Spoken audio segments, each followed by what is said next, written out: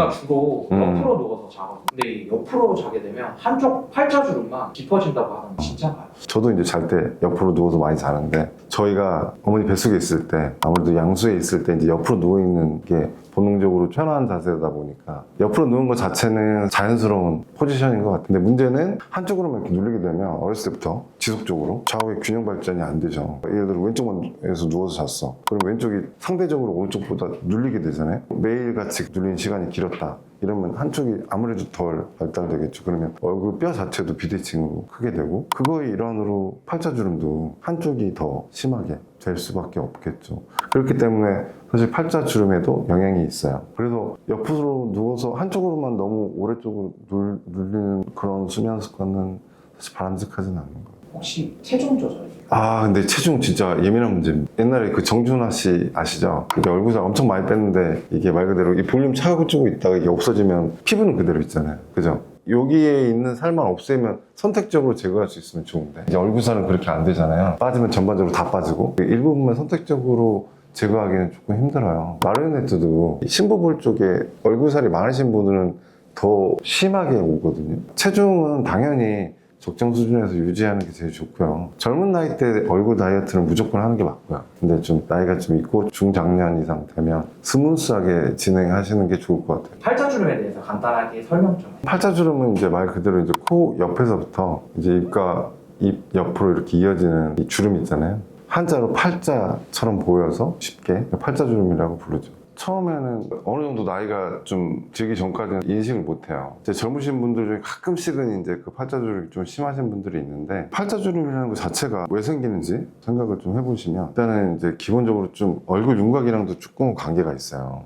쉽게 설명을 해서 튀어나온 부분, 산이라고 표현을 할게요. 얼굴 뼈에는 광대뼈랑 특히 45도 광대, 이 앞쪽 상악골, 이 부분이 크게 두 개의 산이라고 볼 수 있겠죠. 산이 이렇게 높으니까 중간에 계곡이 꺼진 부분이 상악골 쪽인데, 이 부분이 이제 꺼져 있어요. 대부분 다 근원적인 볼륨이 좀 부족해 보이는 그 원인이라고 생각하시면 돼요.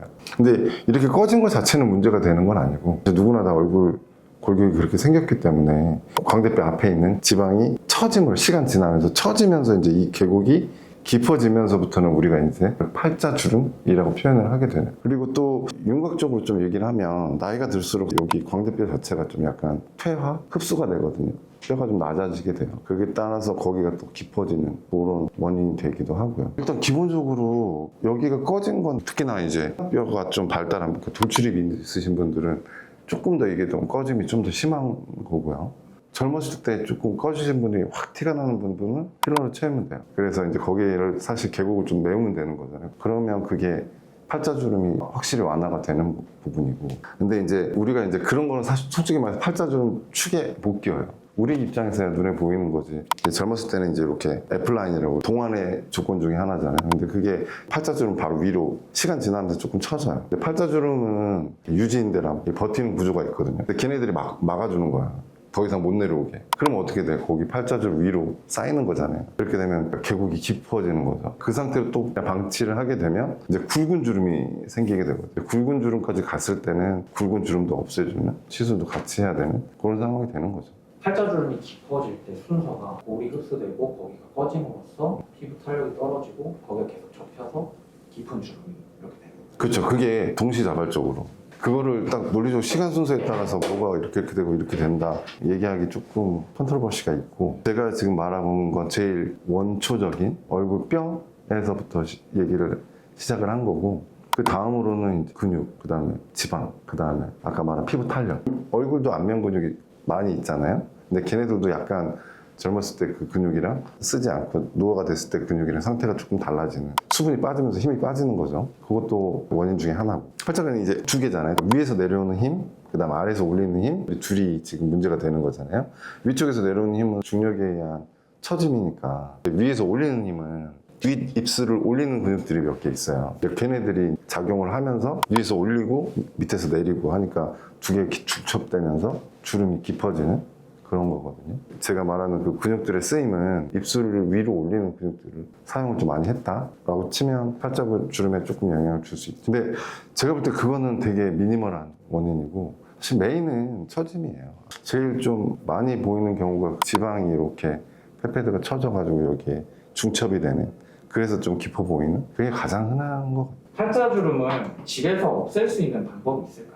스킨케어 같은 건 많이 해주면 해줄수록 좋죠. 있는 주름을 없앨 수는 없고요. 그건 상식적으로도 안 되는 거고. 근데 대신에 이제 예방 차원에서 더 심해지지 않게 한다는 차원에서는 집에서 요즘에는 좀 그런 것도 있잖아요. 페이셜 요거라고 얼굴 이렇게 안면 근육 써가지고 운동하시는 분들 꽤 많으시던데 그것들도 확실히 도움은 돼요. 그러니까 지금 있는 상태를 호전시키는 건 그거는 저희들이 해야 되는 부분이고, 근데 지금 상태를 유지하는 것 정도는 홈케어로 어느 정도 가능하죠. 그러니까 유튜브 찾아보니까 그런 거 알려주신 분들 엄청 많으시던데 그거 있는 얘기예요. 왜냐면 그 얼굴에 표정 짓는 근육들이 상당히 많거든요. 이 친구들이 작용하는 것 자체도 다른 근육이랑 마찬가지로 많이 써주고 많이 유지를 해주면 해줄수록 젊은 상태를 유지해 나가는 거잖아요. 한 가지만 좀 말씀드리면 이 피부, 이렇게 입술 기준으로 위쪽에 있는 근육들은 많이 쓰면 더 처지는데 예방이 되고, 아래쪽은 쓰면 쓸수록 더 좀 방해가 되는 것 같아요. 그 입을 꽉 다무는 그런 느낌으로 이 모양을 짓게 되면은 사실 이쪽 근육들이 많이 쓰이죠. 입술이 이제 정지 상태에서 이 아래쪽에 있는 근육은 내려줘야 돼요. 위쪽에 있는 건 올려줘야 돼요. 그러니까 아래쪽은 많이 쓰면 쓸수록 이렇게 되잖아요. 그럼 얘네들이 그냥 근육이 커졌다고 치면 이 아래쪽으로 내려오는 느낌을 주잖아요. 그렇게 되면 아무래도 조금 더 나이 들어 보이는 그런 느낌을 줄 것 같아요. 이 팔자주름에 필러 이거 맞아도 괜찮은 건가요? 갭이 너무 큰데 그걸 다 필러로 채우려고 했을 경우는 유형별로 아까 설명해 주셨는데 네네. 그럼 어떤 방법으로 가장 낮은 레벨부터 얘기를 하자면 처짐이 어느 정도 됐을 때 좀 병원에 가서 아. 그러면 좋은지 처짐이 어느 정도 됐을 때 네. 제가 볼 때는 사진 찍을